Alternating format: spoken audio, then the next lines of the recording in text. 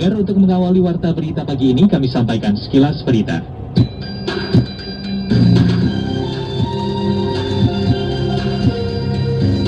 Jumlah pergerakan penumpang transportasi umum di semua moda transportasi publik meningkat usai berakhirnya masa larangan mudik.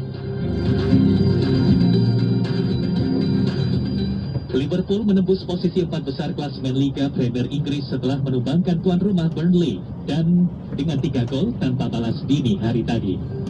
Pelayanan publik di Kabupaten Aceh Singkil terganggu banjir yang melanda dalam 2 hari terakhir.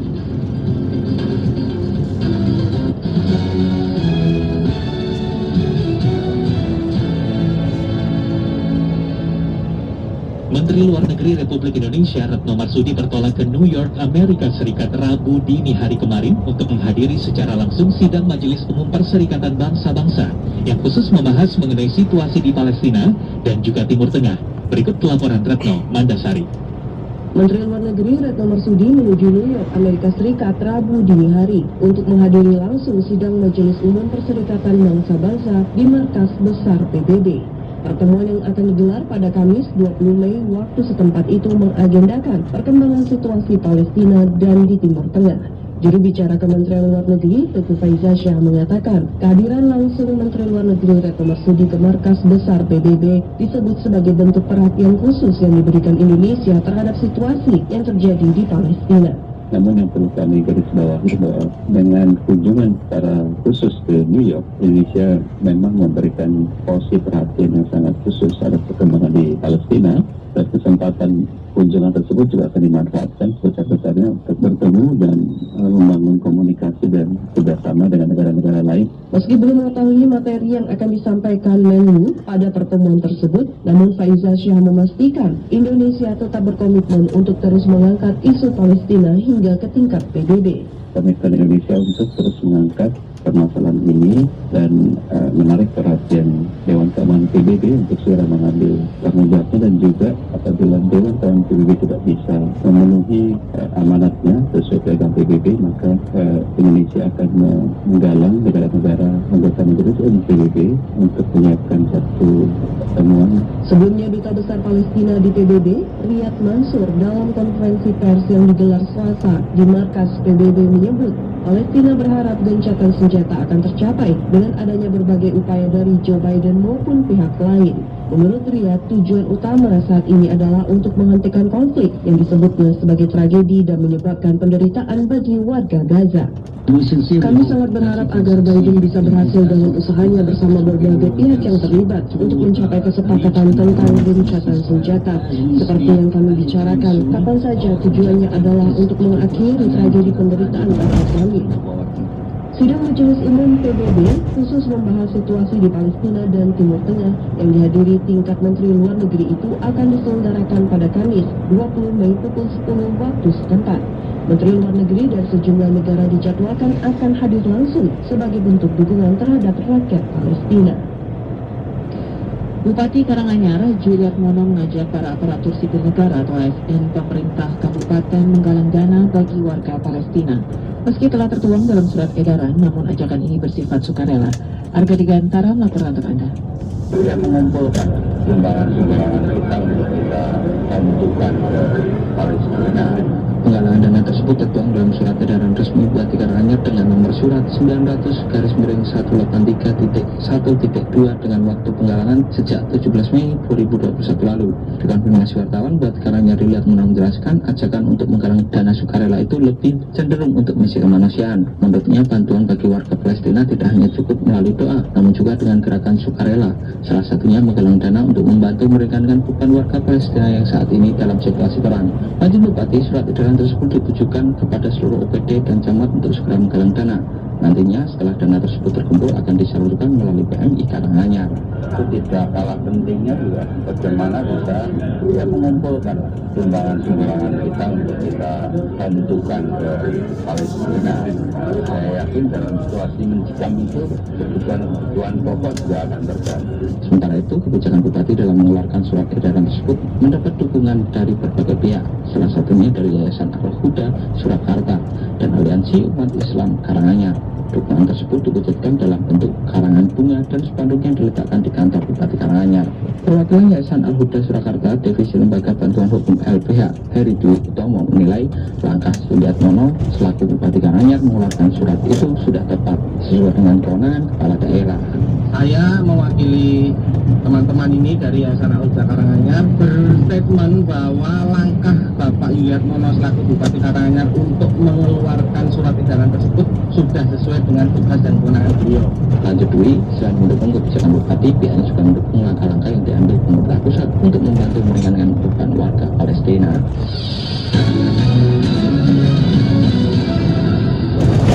Di momen ke-113 tahun peringatan Hari Kebangkitan Nasional, generasi milenial diharapkan dapat menjadi mitra pemerintah terutama dalam membantu menekan penyebaran virus COVID-19. Selengkapnya dilaporkan Kiswanti Rusli. Solidaritas kelompok milenial itu sangat tinggi. Hari Kebangkitan Nasional yang diperingati setiap 20 Mei diharapkan mampu menjadi penyemangat terutama milenial dalam menghadapi semua persoalan dan tantangan yang ada saat ini, terutama wabah pandemi COVID-19. Hal itu diungkapkan Ketua Komisi A DPRD Sulawesi Selatan, Sele KS Dale, saat ditemui kemarin.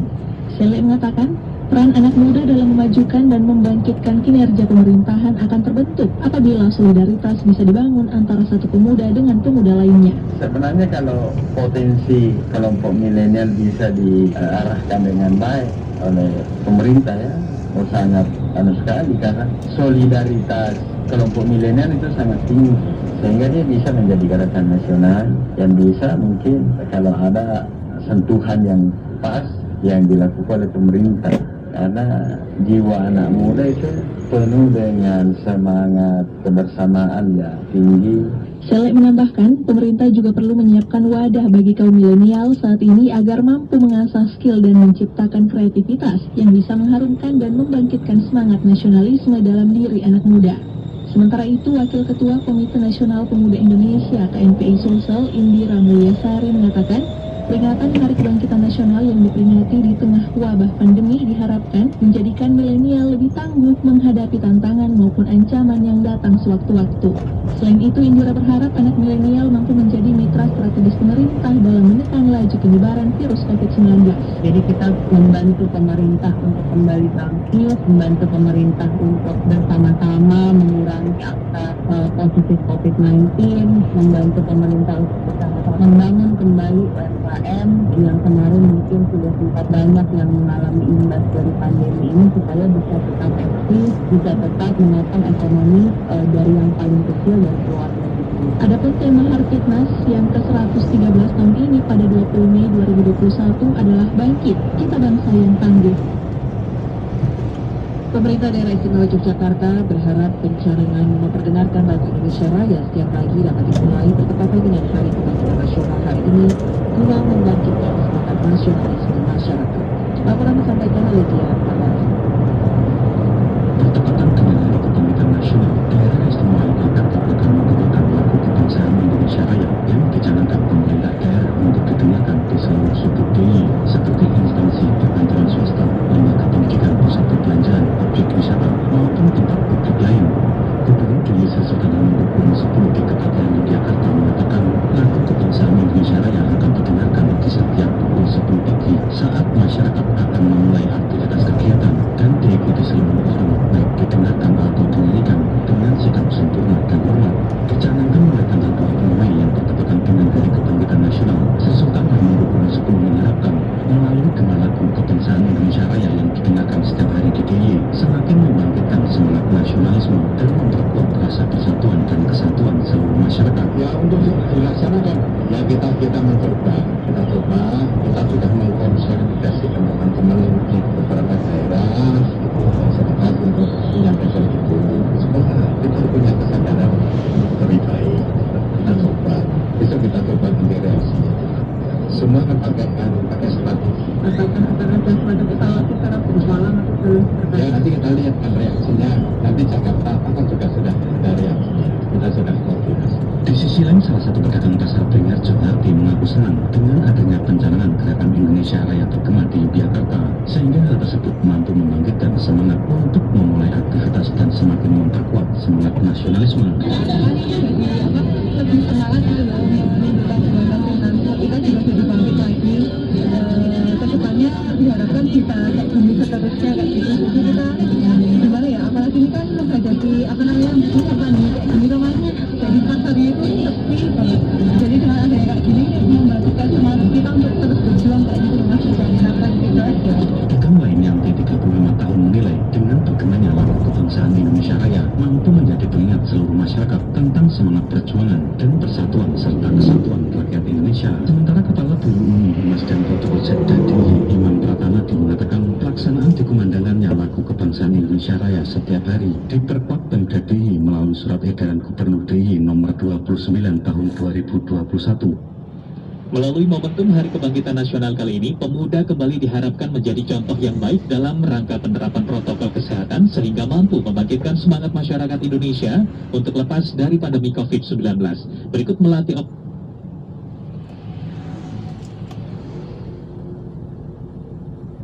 bagi generasi muda yang ada di seluruh Indonesia khususnya Sumatera Barat. Ketua Karang Taruna Provinsi Sumatera Barat Mahdia Nur Musa mengatakan, cerminan dari momentum Hari Kebangkitan Nasional di masa pandemi COVID-19, yakni dengan mentaati kedisiplinan terhadap penerapan protokol kesehatan COVID-19. Generasi muda diharapkan mampu mengambil peranan dan menjadi garda terdepan dalam membangkitkan semangat lepas dari ancaman pandemi COVID-19. Kepada RRI di Padang, Mahdia Nur Musa mengatakan, di masa pandemi COVID-19, permasalahan yang dihadapi generasi muda semakin kompleks.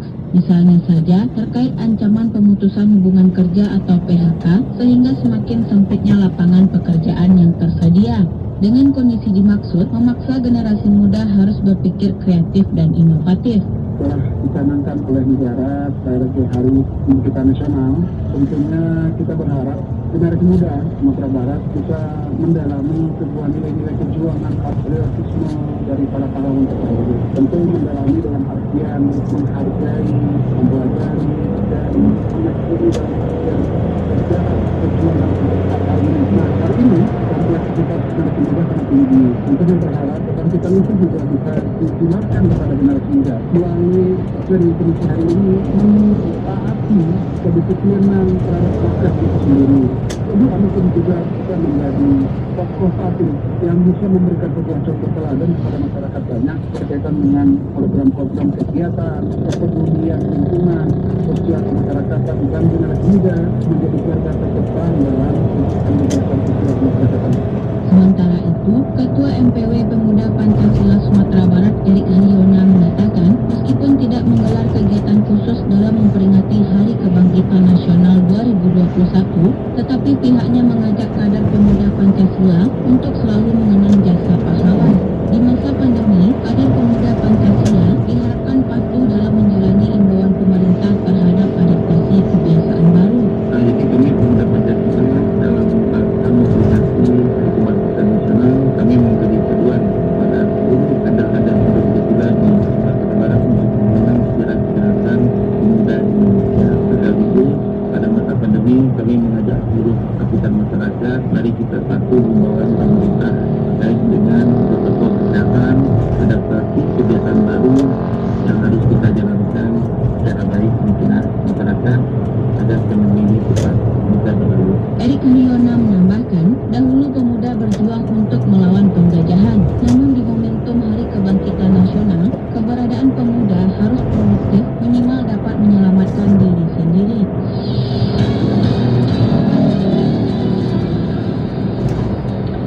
Terima kasih Anda masih mendengarkan Warta Berita Produksi Radio Republik Indonesia. Membangun Indonesia dari tanah Papua melalui peningkatan kesejahteraan dan penyetaraan masyarakat menjadi konsentrasi pemerintah dalam wujud kebangkitan secara nasional. Namun selain itu, Bumi Cenderawasih juga membutuhkan pendekatan secara emosional untuk secara bersama-sama membangun rasa kebangsaan. Informasi tersebut kami hadirkan dalam sesi laporan khusus 23 disampaikan Joshua Sihombing. Laporan khusus.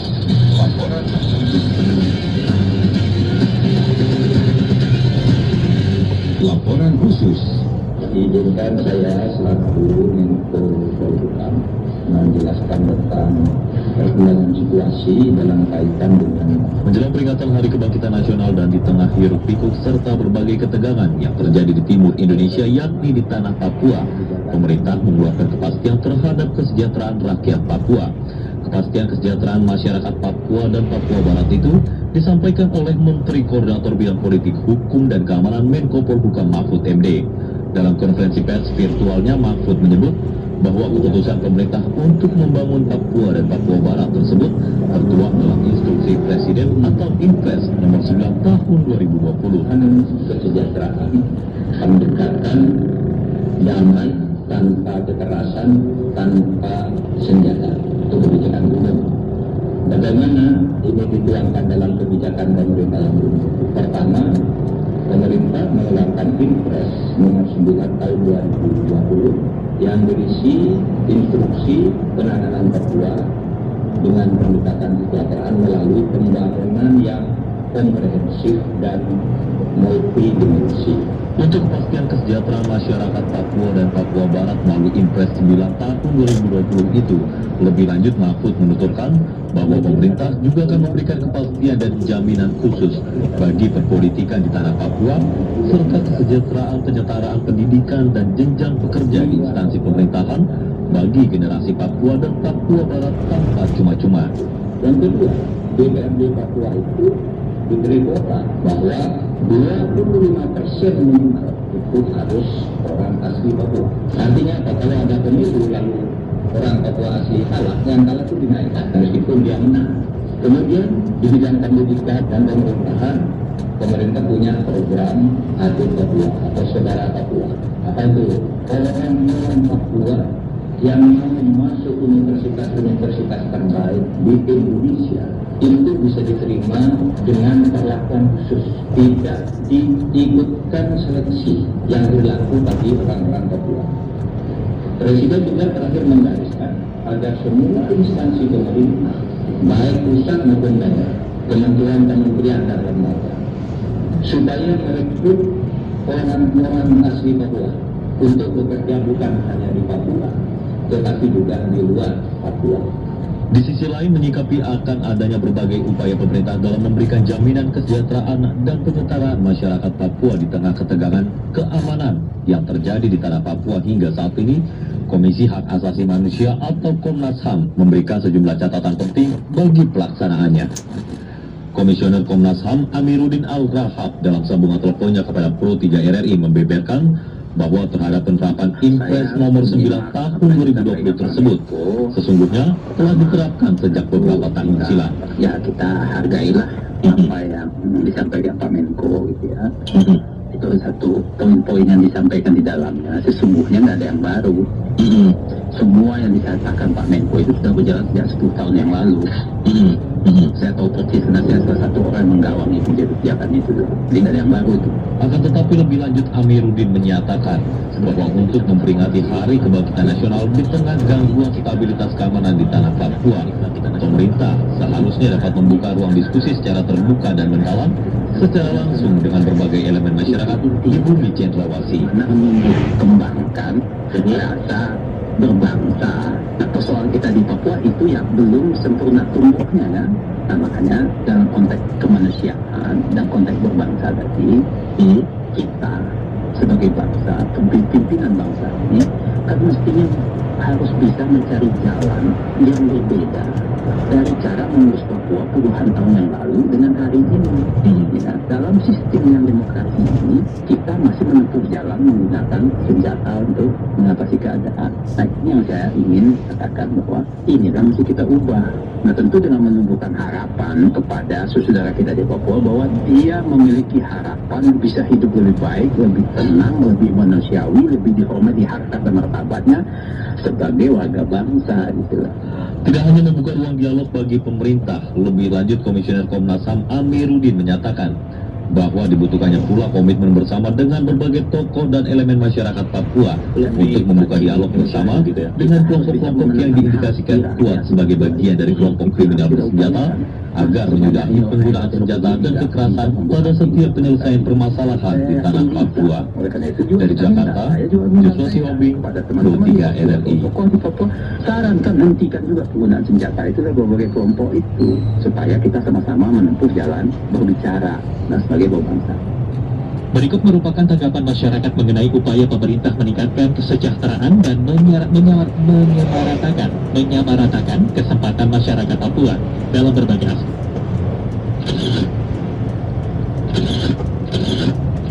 Baik dengan Frankie, kalau menurut saya apa yang disampaikan oleh Menko Polhukam itu saya setuju aja. Tapi itu kan sudah sejak lama yang diwacanakan pemerintah.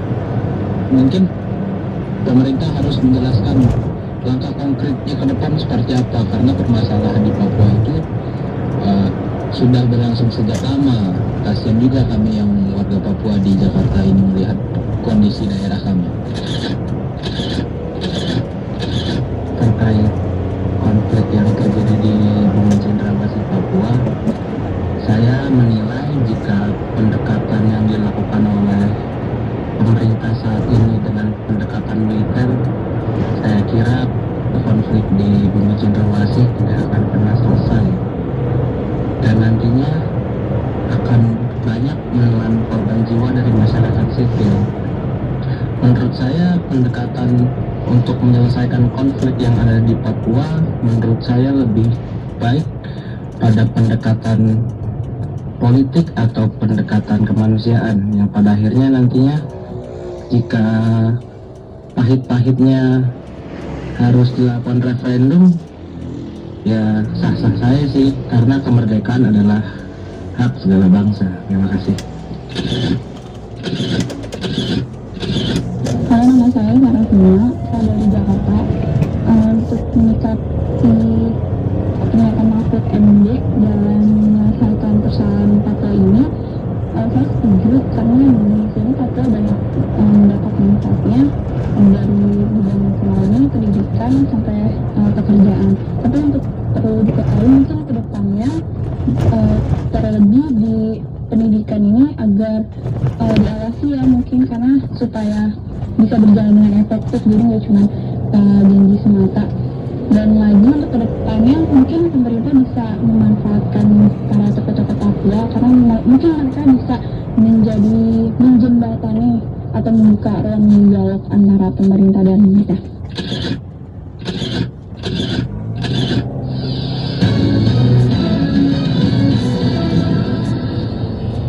Pendengar, hari ini tanggal 20 Mei adalah momen bersejarah bagi bangsa Indonesia karena ada peristiwa reformasi 1998 dan yang lebih awal adalah kebangkitan nasional pada tahun 1908. Komentar RRI menyoroti pentingnya untuk menguatkan kembali kebangkitan nasional tersebut dan kali ini perlu ditunjukkan dari wilayah timur hingga barat Indonesia.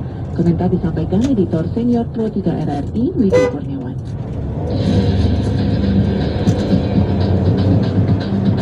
Editorial Pro 3. Selamat pagi pendengar. Kalau kita melihat semangat kebangkitan nasional pada tahun 1998, maka semangatnya adalah semangat swadaya dan kemandirian untuk memajukan rakyat dan bangsanya. Semangat itulah yang harus diusung oleh seluruh warga bangsa Indonesia. Pada tanggal 20 Mei 1998, sejumlah tokoh seperti Sutomo, Wahidin, Gunawan, Manggun, Kusumo, dan Suraji memprakarsai terbentuknya organisasi Budi Utomo dengan semangat kemandirian untuk memajukan bangsa.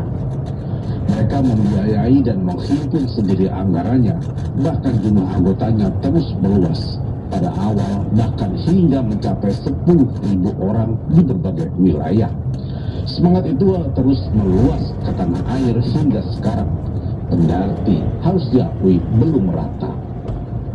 Kawasan timur Indonesia masih tertinggal dibandingkan kawasan barat, terutama dari aspek pengelolaan sumber daya manusia, manajemen, dan infrastruktur. Kita berharap rasa kebangkitan nasional itu juga kuat di kawasan timur Indonesia dengan mengusung semangat kemandirian.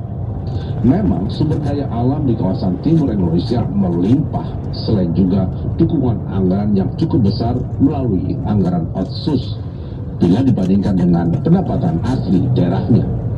Akan tetapi bila tidak didukung oleh rasa kebangkitan nasional dan semangat kemandirian, maka sumber daya alam dan sumber daya anggaran yang besar tidak dapat teroptimalisasi. Manusia hebat adalah yang dapat mencari maknanya sendiri dan mampu menghidupi manusia lainnya. Bayi itu dianggap lemah sehingga perlu selalu diberi susu oleh ibunya. Karena itu, saatnya kita menjadi manusia mandiri yang memberikan kontribusi sebesar-besarnya bagi negara dan rakyat Indonesia dari Merauke hingga Sabang.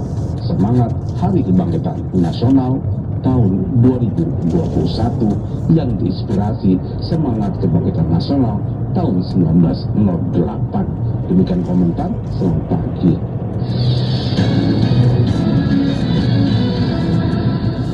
Sebelum mengakhiri warta berita pagi ini, kami hadirkan informasi mengenai masyarakat yang diminta tidak tergiur dengan penawaran dana dari pinjaman online atau pinjol ilegal karena memiliki dampak yang sangat berbahaya. Berikut Sugandi Afandi melaporkan. Menganiaya dan menggunakan pisau, coba bayangkan kayak gitu kan. Jangan sekali-sekali akses ke pinjaman online ilegal. Pada saat kita Guru TK di Kota Malang, Provinsi Jawa Timur berinisial S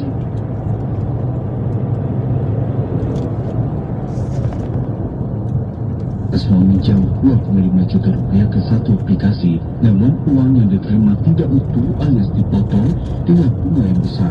Kemudian Guru S meminjam ke aplikasi lain untuk mencari kekurangannya. Kali bank tutup lubang untuk membayar utang kepada 24 perusahaan pinjol dan menumpuk hingga 40 juta rupiah. Satu nggak bisa selesai, artinya dia pinjam 5 kalau nggak salah. Total 22,5 juta, artinya untuk membayar SPP ya, ke salah satu universitas. Nah kemudian ternyata dalam waktu 7 hari harus kembali. Artinya dia pinjam lagi untuk menutup itu. Karena apa? Karena ya satu dia katakanlah dia tidak tahu bahwa dalam hal ini bunganya yang ditetapkan besar sekali, potongan yang ditetapkan besar sekali. Sebagai contoh nih ya, pinjaman 1,8 itu yang diterima dia 1,2. Dari potongannya itu sekitar 600.000 sendiri. Itu belum bunganya juga. Selamat membeberkan kliennya ditagih dengan cara diteror hampir 24 jam oleh para debt kolektor pinjol tersebut dan dipermalukan. Pihak warga pun turut terkena imbas. Teror bahkan mengancam jiwa. Guru S tidak tahu konsekuensi dalam meminjam pinjol. Berkaca dari kasus yang menimpa Guru S, Selamat berpesan kepada masyarakat jika terpaksa meminjam, cari keputusan legal dan diperuntukkan untuk kegiatan produktif, bukan konsumtif. Jangan sekali-kali terpengaruh atau terayu dengan janji-janji dari fintech ilegal satu. Kemudian kedua, pergunakanlah fintech ini, fintech lending ini. Kalau misalkan memang benar-benar terpaksa begitu, jadi bukan untuk konsumtif, tapi untuk produktif yang bisa menghasilkan uang lagi, sehingga kita bisa menutup itu. Ketua Satgas Waspada Investasi Pongam Imbang Tobing meminta masyarakat untuk tidak mencari dana ke pinjol ilegal karena sangat berbahaya. Jika terpaksa, cari pinjaman ke sektor keuangan formal seperti perbankan atau pegadaian. Adapun ciri-ciri pinjol ilegal, tidak terdaftar di Otoritas Jasa Keuangan OJK, persyaratan yang mudah dan meminta seluruh data milik peminjam. Jangan sekali-sekali akses ke pinjaman online ilegal. Pada saat kita ingin pinjaman online ilegal, lihat daftar fintech lending yang legal yang terdaftar OJK pada website ojk.go.id. Hanya singkat seperti itu saja.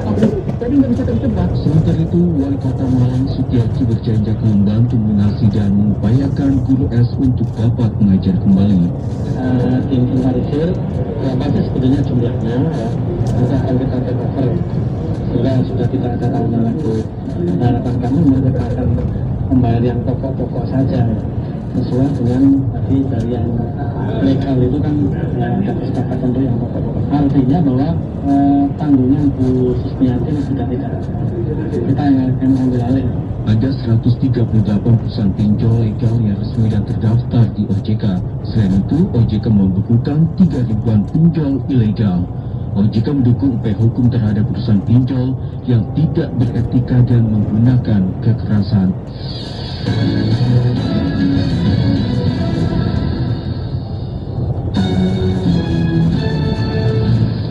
Demikian warta berita Pro 3 Radio Republik Indonesia. Tetaplah bersama kami untuk menyimak informasi aktual lain dalam Indonesia Menyapa Pagi. Saya Alera Kali. Dan saya Arka Saputra. Selamat pagi.